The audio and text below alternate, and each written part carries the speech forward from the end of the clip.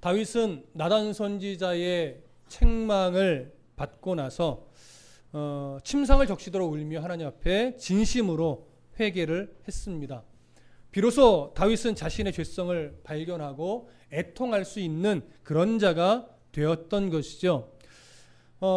다윗은 이 사건을 통해서 스스로가 어찌할 수 없는 죄인이구나, 이걸 인정하게 됐고, 하나님의 도우심이 없으면 나는 날마다 죄에 거할 수밖에 없는 그런 연약한 존재이구나라고 하는 사실을 그는 고백할 수 있었습니다.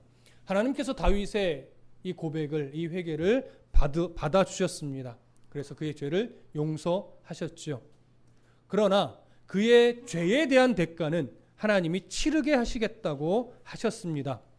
하나님께서는 이렇게 그의 사랑하심과 그의 공의로우심을 함께 세워 가실 겁니다. 오늘 본문은 바로 그런 하나님의 공의가 세워지면서 그 하나님의 공의와 사랑을 다윗이 온전하게 인정하게 되는 그런 장면입니다. 자, 12장 15절을 보시면 이렇게 되어 있습니다. 함께 읽어볼까요? 12장 15절 중간부터 시작. 우리아의 아내가 다윗에게 낳은 아이를 여호와께서 치심에 심히 앓는지라. 자, 이 구절을 원문으로 보면 어떤 문법상 특징을 갖고 있냐면, 하나님께서 다윗의 죄를 지적하고 다윗이 그 죄를 인정하며 회개한 즉시, 그래서 나단 선지자가 다윗에게 하나님의 뜻을 전달하고 돌아간 그 즉시 연결되는 겁니다. 이 상황이. 그러니까 그 즉시로 어떤 상황이 벌어졌어요? 네, 밧세바와의 사이에서 낳은 아이가 심히 앓게 되는 일이 즉시로 일어난 겁니다. 하나님께서 자신이 죄에 대한 대가를 치르게 하시는 것을 지연하지 않고 즉시로 시행하시는 장면이지요. 15절 끝에 여호와께서 치심에 그 아이가 심히 앓는지라라고 할 때, 이 앓다라고 하는 히브리어 동사는요, 치료가 불가능한 상태에 놓인 중병을 의미하는 겁니다. 그러니까 다윗이 이 아이가 지금 중병에 걸린 것, 치료 불가능한 중병에 걸렸다는 사실이 하나님께서 치신 것이다라고 하는 걸 알까요, 모를까요? 당연히 압니다. 그래서 다윗은 궁중에 있는 유명한 의사를 부르지 않고 바로 뭘 했을까요? 하나님 앞에 금식하며 기도하기를 시작한 겁니다. 그래서 의사를 불러들이지 않았어요. 하나님 앞에 기도했어요. 자, 여기서 우리가 먼저 한 가지 정리할 것은 뭐냐면, 저번 시간에도 잠시 언급을 했지만 범죄한 것은 다윗인데 왜 태어난 지 며칠 되지도 않은 이 아이가 중병에 걸려 죽어가야 하는가? 결과는 우리가 아니까 왜 죽어야 했는가?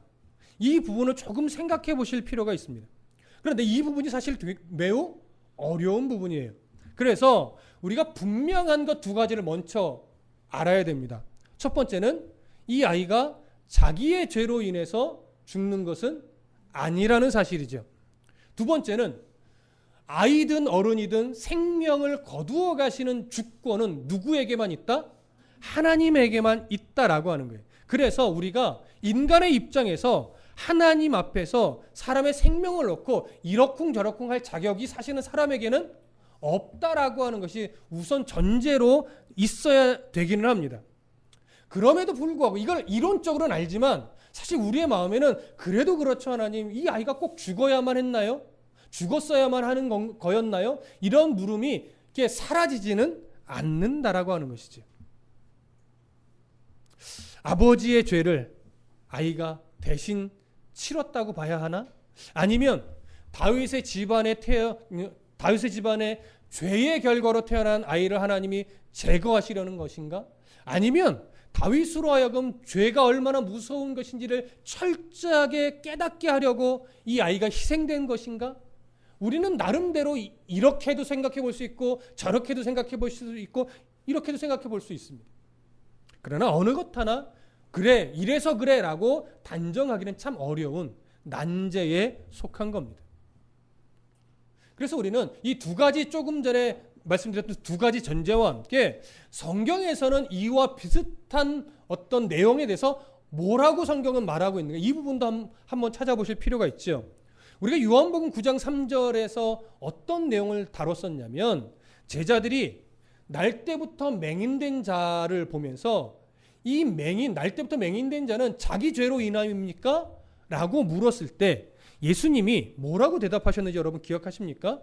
요한복음 9장 3절 한번 보실까요? 요한복음 9장 3절.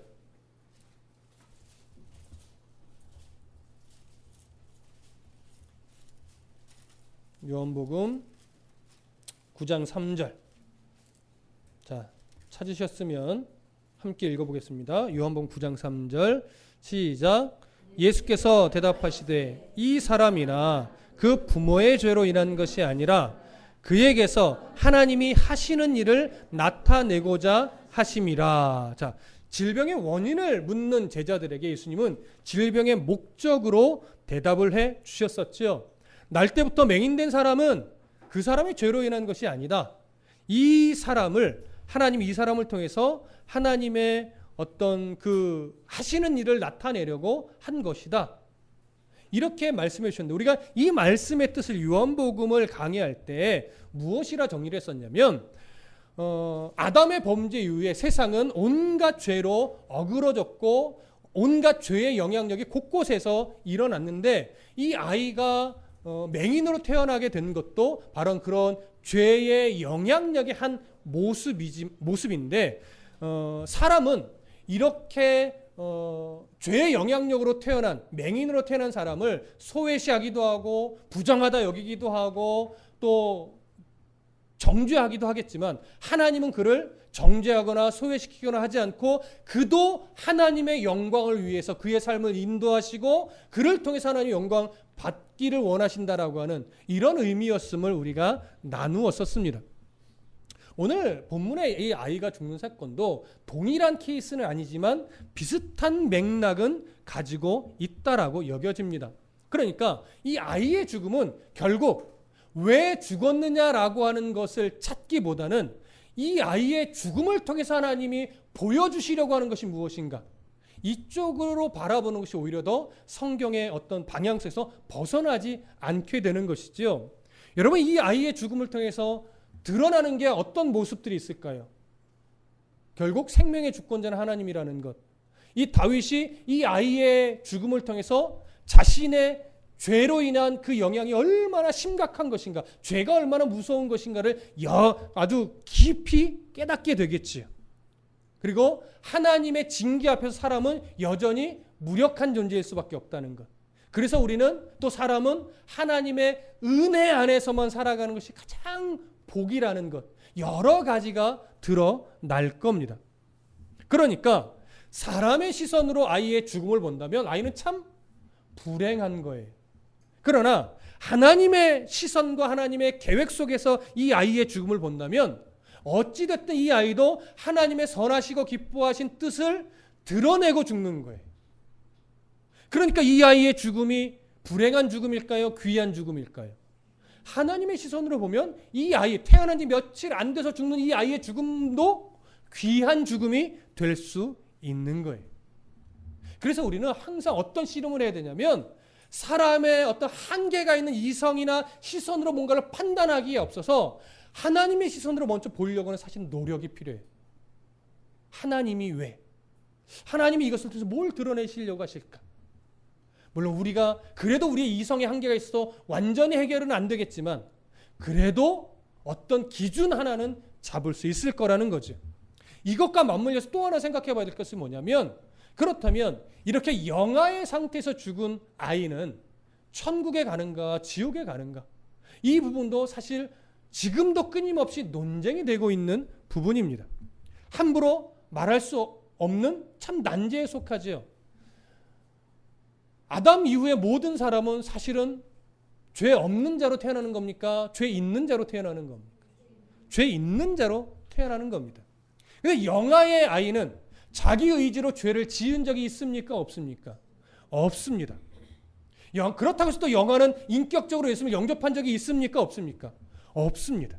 그러다 보니까 죄인으로 태어났다는 시선에 초점을 맞춘 사람들은 아니다, 이건 지옥에 갈 수밖에 없다, 이렇게 말하기도 하고, 아니다 그럼에도 불구하고 천국 가족 하나님의 선택의 문제니까 선택받은 아이는 천국 갈 것이다, 이렇게 보는 학자도 있고, 어떤 사람은 무조건 영아는 다 천국 간다, 영아에서 죽은 사람은, 이렇게 얘기를 합니다. 자, 어떤 게 맞을까요? 네. 각자의 조금 입장이 어느 쪽에 기울었냐에 따라서 이 생각하는 방향이 다 다를 수밖에 없어요. 그러니까 개인적으로는 이런 생각도 가질 수 있고 또 개인적으로 이런 생각도 가질 수 있어요. 그것이 틀리지 않습니다. 그러나 참 단정하기 어려운 문제임에는 분명합니다. 다 나름대로 근거가 있는 주장이기도 하고 다 나름대로의 근거가 다 부족하기도 합니다. 어쩌면 이 문제는 비슷한 류의 다른 문제와도 다 적용이 될 겁니다. 예를 들어 정신박약으로 태어난 아이라든가, 그렇죠? 그와 관련된 여러 일들, 도대체 이런 사람은 천국과 지옥의 기준을 어떻게 잡아야 되지라고 보여지는 여러 문제들이 다 해당이 될 거예요. 왜 어렵느냐? 성경이 명확하게 사실은 그 부분에 대해서 언급하고 있지 않기 때문에 참 어려운 거예요. 그럼에도 불구하고 제가 이 말을 꺼내는 건 우리도 사실은 이런 고민들을 한 번씩은 다 해봤기 때문에, 그러나 아무리 고민해도 정답을 말할 수 없었기 때문에. 그럼 왜 제가 이 말을 꺼낼까요? 제가 정답을 드리려고 그럴까요? 사실은 저도 정답을 드릴 수 없습니다. 다윗과 밧세바의 사이에서 태어난 이 아이가 왜 죽어야 하는가? 또 이렇게 영아의 상태에서 죽은 아이는 천국에 가는가? 우리가 이렇다 어떻다 저떻다 말할 수는 없는데, 우리의 입장에서 말할 수 없는데, 그래서 우리는 또 하나 분명한 것을 하나 정립하고 갈 수밖에 없습니다. 일단 하나님이 불의한 분입니까? 불의한 분이 아닙니까? 하나님은 불의한 분일 수 없습니다. 하나님은 공의로우신 분입니다. 그런데 하나님은 또 사랑이십니다. 하나님은 사랑이며 공의로우신 분입니다. 우리는 이 부분에 있어서는 한 털의 의심도 하지 않습니다. 그래서 결국 우리는 뭐라고 정리할 수밖에 없냐면, 하나님은 불의하신 분이 아니고 하나님은 공의로우신 분이며 하나님은 사랑이시기 때문에 이런 류의 문제도 우리가 어쩌다 저쩌다 우리의 생각대로는 말할 수 있으나 우리는 단정할 수 없으니 이 우리 하나님이 가장 공의롭게 가장 사랑이 충만하게 해결하실 것이다, 이렇게 인정하고 우리는 어떤 판단을 내리지 않고 넘어가는 것이 사실은 가장 지혜로운 걸 겁니다. 역시나 결국 모른다는 얘기 아닙니까? 이렇게 물어보실 수 있잖아요. 네, 결국 모른다는 얘기입니다. 결국 모르지만 저는 우리 하나님이 끝내 우리의 이런 의문점들을 가장 옳은 방법으로 다 이끌어 가심을 저는 믿고 그냥 이렇게 넘어가려고 하는 겁니다. 자, 이해되시죠? 예, 그렇게 우리가 이해하십시다. 자, 다시 본문으로 돌아가겠습니다. 오늘 본문으로 돌아오셔서 사무엘하 12장 15절 중간 이후부터 16절까지를 다시 한번 읽어 보겠습니다. 시작. 우리아의 아내가 다윗에게 낳은 아이를 여호와께서 치심에 심히 앓는지라. 다윗이 그 아이를 위하여 하나님께 간구하되 다윗이 금식하고 안에 들어가서 밤새도록 땅에 엎드렸으니. 자, 다윗이 아마도 어떤 의사도 부르지 않았을 것이라고 제가 말씀드렸습니다. 그리고 그 즉시로 하나님 앞에 나아가는데, 일단 어디로 나아갔냐면 아마도 지금 현재 예루살렘에는 성전이 있어요, 없어요? 없죠. 그리고 성막은 있을까요, 없을까요? 성막도 아직 없습니다.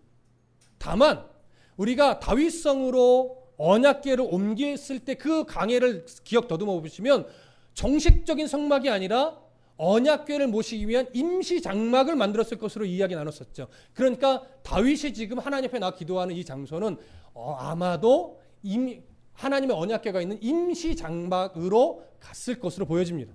그렇게 하나님 앞에 나아가서 온전하게 금식을 합니다. 그리고 그의 모습을 보면 밤새도록 뭐 했대요? 땅에 엎드렸대요. 이 엎드린 모습이 정확하게 뭔지는 모르겠는데 정말 바닥에 온전하게 엎드린 상태로 계속해서 기도했던 것으로 보여집니다. 거의 일어나지도 않고 결코 육체적으로도 쉬운 기도는 아닙니다. 철저하게 하나님 앞에서 자신을 낮추고 하나님의 긍휼하심, 이 아이를 하나님의 징계로 이 아이가 지금 죽을 병에 들렸으나 하나님이 혹시나 자비를 베풀어 주신다면 이 아이를 하나님이 살려주시지 않을까, 이런 기대를 가지고 그는 하나님 앞에 정말 금식하며 기도를 하는데, 뒷부분에 보시면 나오겠지만 며칠 동안 이 모습으로 금식하며 기도했냐면 7일간을 이 모습으로 기도합니다. 엎드려서 온전하게 금식하며 아무것도 입에 대지 않고 정말 목숨을 걸고 하나님 앞에 기도하는 거죠. 다윗은 이 7일간 하나님 앞에 기도하면서요, 나의 죄로 인해서 생긴 이 안타까운 사실에 대해서 뼈저리게 느꼈을 것이고, 그래서 죄가 얼마나 무서운 것인가를 가슴 깊이 새겨 넣었을 것입니다. 어쩌면 이걸 깨닫게 하려고 아이를 치셨다고 말할 수 있을 겁니다. 자, 조금 다윗이 깊어지지 않았을까, 이런 기대를 좀 하게 됩니다. 자, 17절과 18절 함께 읽어보겠습니다. 시작. 그 집에 늙은 자들이 그 곁에 서서 다윗을 땅에서 일으키려 하되 왕이 듣지 아니하고 그들과 더불어 먹지도 아니하더라. 이래 만에 그 아이가 죽으니라. 그러나 다윗의 신하들이 아이가 죽은 것을 왕에게 아뢰기를 두려워하니, 이는 그들이 말하기를 아이가 살았을 때에 우리가 그에게 말하여도 왕이 그 말을 듣지 아니하셨나니 어떻게 그 아이가 죽은 것을 그에게 아뢰 수 있으랴. 왕이 상심하시리로다 함이라. 아마도 아이가 병에 걸린 지 7일 만에 죽은 것으로 여겨집니다. 어떤 학자는 태어난 지 7일 만이라고 하는 학자도 있으나 문맥의 흐름으로 볼 때는 태어난 지 며칠 안 돼서 병에 걸렸고 병에 걸린 지 7일 만에 죽은 것으로 보는 것이 오히려 더 자연스럽다라고 여겨집니다. 그러니까 다윗도 아이를 위해 7일간 현재 기도하고 있는 중이죠.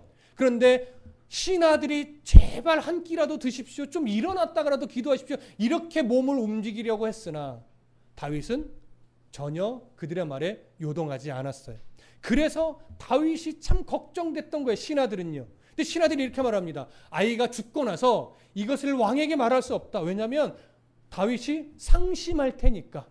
근데 여기서 말하는 상심은요, 마음의 어떤 절망, 이것만을 말하는 것이 아닙니다. 당시 고대 근동의 문화에서는요, 누군가가 죽었을 때 그 상심이 정말 크게 되면 이 상심이 얼마나 큰지 외적으로도 표현이 되는데 자해하는 모습으로도 표현이 됐다라고 합니다. 그러니까 신하들은 뭘 걱정하냐면, 혹시나 다윗이 이 아이가 죽은 것을 듣고 마음이 너무 상심하고 절망해서 이 왕의 옥체를 상하게 만드실까 봐, 이것까지도 걱정한 것으로 지금 보여집니다. 그래서 말 못하고 어떻게 보면 끙끙 앓고 있지요. 근데 다윗이 신하들이 수군대고 하는 것을 어떻게 느끼게 됐던 것 같아요. 늘 왕의 주변에 사람들이 이 걱정이 더 있으니까. 자, 그럼 19절, 20절 함께 읽어보겠습니다. 시작. 다윗이 그의 신하들이 서로 수군거리는 것을 보고 그 아이가 죽은 줄을 다윗이 깨닫고 그의 신하들에게 묻되 아이가 죽었느냐 하니 대답하되 죽었나이다 하는지라.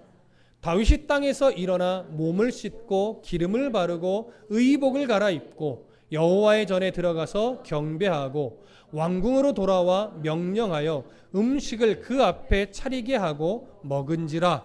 자, 다윗은 신하들이 수군거리는 것을 보고 눈치를 챘습니다. 그래서 물었죠. 아이가 죽었느냐? 신하들이 아주 조심스럽게 죽었습니다라고 대답을 합니다.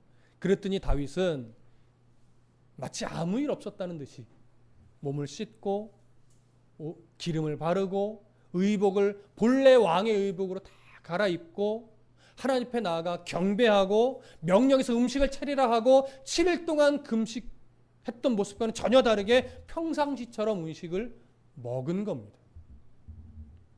자, 우리가 봐도 사실 좀 의아합니다. 오히려 더 절망해서 식음을 전폐하고 들어 누울 것 같은데, 우리나라식 어떤 이해라면 머리에 흰 수건 둘러매고 끙끙 앓며 방구석에서 상심하고 있어야 될 모습인데 지금 다윗은 전혀 그런 것이 아니라 그냥 너무나 자연스럽게 일상으로 돌아가 버렸어요. 그러니까 신하들이 참 의아해합니다. 자, 21절부터 23절 함께 읽습니다. 시작. 그의 신하들이 그에게 이르되 아이가 살았을 때에는 그를 위하여 금식하고 우시더니 죽은 후에는 일어나서 잡수시니 이 일이 어찌 됨이니까 하니 이르되 아이가 살았을 때에 내가 금식하고 운 것은 혹시 여호와께서 나를 불쌍히 여기사 아이를 살려주실는지 누가 알까 생각함이거니와 지금은 죽었으니 내가 어찌 금식하랴. 내가 다시 돌아오게 할 수 있느냐? 나는 그에게로 가려니와 그는 내게로 돌아오지 아니하리라 하니라. 여러분, 이 구절이 그리스도인들이 기도할 때의 바른 자세의 샘플이라고 저는 감히 말할 수 있습니다. 자, 다윗에게 묻습니다. 신하들이 아주 조심스럽게. 아이가 죽어갈 때는 그렇게 상심하며 모든 식음을 전폐하고 기도하시더니 아이가 죽었는데 왜 그렇게 멀쩡하게 일상으로 돌아오실 수 있으셨습니까? 물으니까 다윗이 뭐라고 합니까? 나를 살리신 하나님이 혹시나 이 아이도 살려주실까 하여 내가 금식하며 기도했는데 하나님이 결과적으로 이 아이를 죽게 했으니 내가 다시 돌아오게 할 수 없는데 더 왜 거기에 머물러 있겠는가? 그 아이가 내게 오는 것보다 내가 누구에게 가는 것이 빨라요? 그 아이에게 가는 것이 빠르다는 얘기예요. 자, 다시 정리하면 여러분 이렇게 물어보겠습니다. 다윗이 지금 금식하며 기도할 때 그 기도의 목적이 무엇이었을까요? 여러분, 아이가 살아나는 것이었을까요? 여러분, 이 잘 분별하셔야 돼요. 물론 아이가 살아나기를 바라며 기도한 것은 맞습니다. 그러나 기도의 목적이 아이가 살아나는 건 아닙니다. 다윗이 기도했던 그 목적은요, 하나님의 자비를 구한 겁니다. 여러분, 무슨 말씀인지 이해되십니까? 여러분, 이게 말장난 아닙니까? 이렇게 물을 수도 있으나 아닙니다. 다윗이 기도의 목적이 아이가 살아나는 거라면 다윗은 더 절망하고 더 상심했을 겁니다. 근데 다윗의 기도 목적은요, 아이가 살아나는 것이 아니라 살아날 수 있기를 바라며 자비를 구한 거였습니다. 하나님의 뜻을 구한 거였습니다. 그러니까 다윗은 아이를 살리기 위해서 고집스러운 기도를 드린 게 아니에요. 아직 아이가 죽음이라는 결과를 맞이하기 전이기 때문에 하나님, 나와 같은 자도 살려주셨으니 하나님 혹여나 자비를 베푸신다면, 자비를 베푸실 의지가 저를 통해 보여주신다면 이 아이를 하나님의 자비로 살려주십시오. 자비가 목적이었단 말이에요. 하나님의 뜻을 구한 거예요. 그럴 때 하나님이 그 뜻을 어떻게 드러내 주셨어요? 거절로 드러내셨어요. 아이가 죽은 거죠. 그러니 하나님이 거절의 의사를 분명하게 결과적으로 보여주셨으니 다윗이 그 결과를 뭐 해야 돼요? 받아들여야죠. 인정해야죠. 그것이 바로 하나님의 주권을 인정하는 자의 바른 태도입니다. 이것이 그리스도인의 기도 자세가 되어야 돼요. 그래서 제가 가끔 말씀을 드리지만 우리가 좀 오해를 풀어야 될 게 뭐냐면 종종 기도를 이렇게 표현하시는 분들이 있습니다. 기도는 응답 받을 때까지 하는 거야. 한편으로는 맞지만 저는 별로 좀 불편한 이야기입니다. 왜냐하면 그 말에는 이런 뉘앙스가 있어요. 포기하지 말고 하나님이 내가 원하는 결과를 줄 때까지 무조건 매달려. 이거는 뭐냐면 하나를 배제할 때 문제가 생기는 거예요. 거절하신 결과도 내가 바라보며 수용하는 자세가 그 안에 들어가 있으면 그건 괜찮아요. 근데 이걸 자꾸 빼고 말하는 거예요. 이럴 때는 문제가 있다는 얘기예요. 그럼 제 말의 의도를 아시겠습니까? 하나님은 응답할 때까지 기도를 해야죠. 그게 맞죠? 그럼 이렇게 묻겠습니다. 다윗은 지금 자신의 기도에 금식하며 하나님께 부르짖을 때 이 기도에 다윗은 응답을 받았습니까? 못 받았습니까? 못 받았나요? 받았나요? 응답 받은 기도입니다, 여러분. 근데 우리에게 있어서 자꾸 어떤 선입견이 있냐면 응답받는 기도는 내가 원하는 대로 들어주셨을 때 그것만 응답받은 기도라고 여긴단 말이에요. 이게 아니라는 거예요, 제 말은.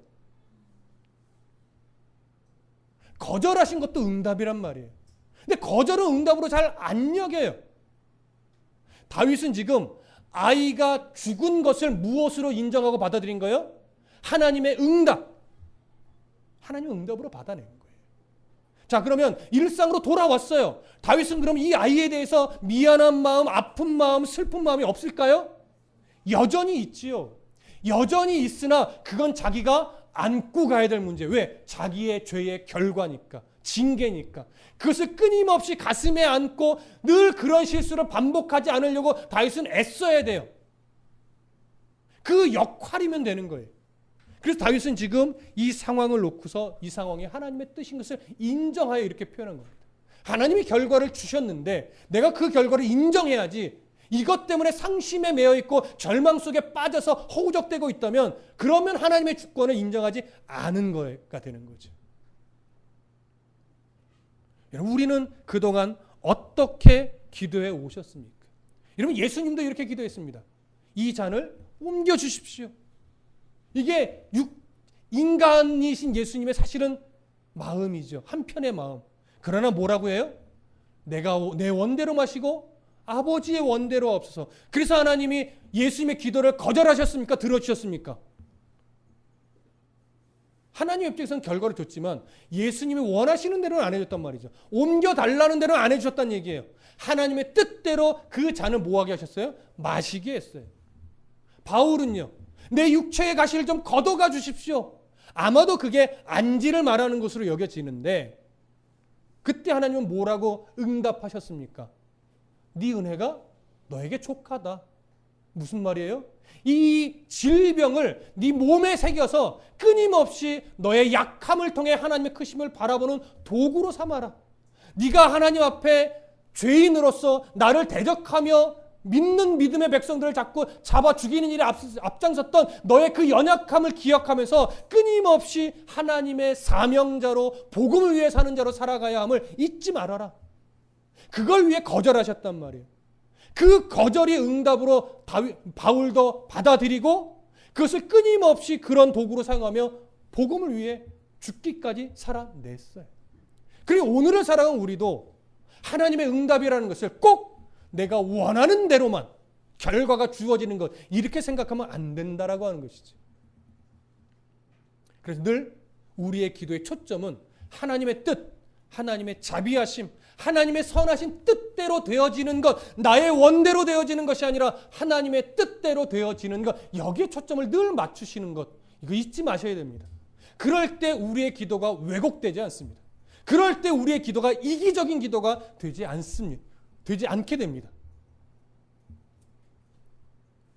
하나님은 이방 신들과는 달리 우리의 앉고 일어섬도 아시고 우리의 머리털까지 세신 바 되신 분으로서 우리의 기도에 늘 초점을 맞추어 다 듣고 계십니다. 그래서 우리의 찬양 가운데도 신음에도 뭐 하시는 하나님이요? 응답하시는 하나님. 여러분, 이게 진실한 고백이셔야만 합니다. 신음에도 응답하신다라고 하는 것은 충분히 필요 없는 것, 아직 아닌 것, 안 되는 것은 거절하시는 하나님이라는 거예요. 꼭 필요한 건 내가 원하지 않아도 뭐 하시는 하나님이에요? 주시는 하나님이에요. 우리는 이 경계에서는 항상 갈등하는 거예요. 정말 주실까? 거절하면 어떻게 하지? 이런 마음 드는 건 당연합니다. 안 주시면 어떡하지? 거절하시면 어떡하지? 꼭 주셔야 하는데 이건 인간적인 우리의 마음이고 그것을 누르고 눌러 하나님께서 가장 선한 결과를 주시겠지라고 하는 믿음을 놓치지 않고 살아가는 것, 이게 우리의 믿음의 싸움이란 말이지. 이 중심을 가지고 기도하려고 애쓰는 것, 이게 우리의 몸부림이란 말이죠. 아무리 교회가 커져도 하나님의 뜻을 잃어버리지 않기 위해서 애써야 된다는 거예요. 그래서 교회가 어떠한 일을 추진하든지 간에 최대한 불법함이 없이 최대한 연약한 자의 마음까지도 헤아려 가면서 모든 일을 이루어가려고 애써야 하는 것이 교회의 바른 방향성입니다. 투명하게, 거짓이 없이, 가려짐이 없이 누구나 다 인정하는 그 범위 안에서 함께 하나하나 일을 만들어갈 때 거기서 하나님의 아름답고 선하신 뜻이 드러나는 거예요. 자꾸 감추어지고 욕심을 부리고 누군가를 아프게 하면서까지 일을 만들려고 하고 이런 자리에서는 하나님의 선하시고 의로우신 뜻이 드러나지 않는 거죠. 이 경계선에서 우리는 늘 싸워갑니다. 하나님만 바라봅시다. 하나님의 선하시고 기뻐하신 뜻이 어떤 모양새로 우리에게 주어지든지 간에 하나님의 주권을 인정하는 자로서 거절하신 응답에도 감사할 수 있고 원하시는 결과를 주셨을 때도 또 감사할 수 있고 어떠한 상황 속에서도 다윗과 같이 감사를 잃어버리지 않고 하나님 앞에 나아갈 수 있는 그런 은혜가 저와 여러분들의 삶 가운데 가득가득 일어나기를 간절히 축복합니다.